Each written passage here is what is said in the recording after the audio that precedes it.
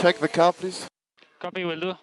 But it paused for Ferrari, doesn't it? Mattia Binotto saying yesterday after qualifying this is not acceptable for the Ferrari name, and now they've got one car out of the race after a collision with the other.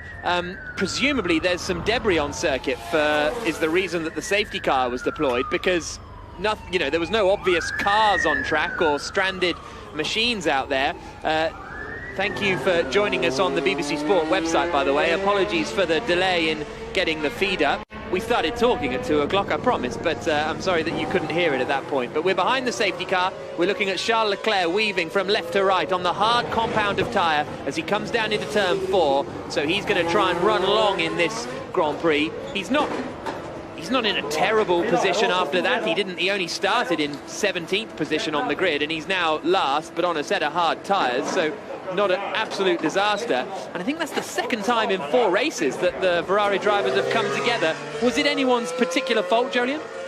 We'll get another look of it here, and really I think it's Leclerc got himself into a position he really didn't need to be in. He arrived, it's always going to concertina up, and now we'll get a nice view on board Sergio Perez, and I think it's Leclerc that was on the inside.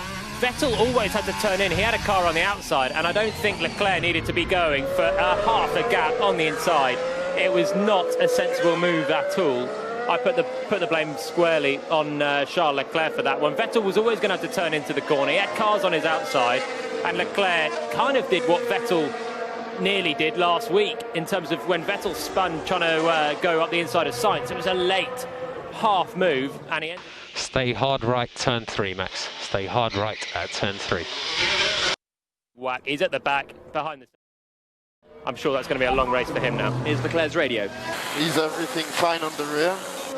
So we see some damage on the floor. So they see some damage on the floor of Charles Leclerc. The safety car will be coming in this lap. So up at the front, Hamilton...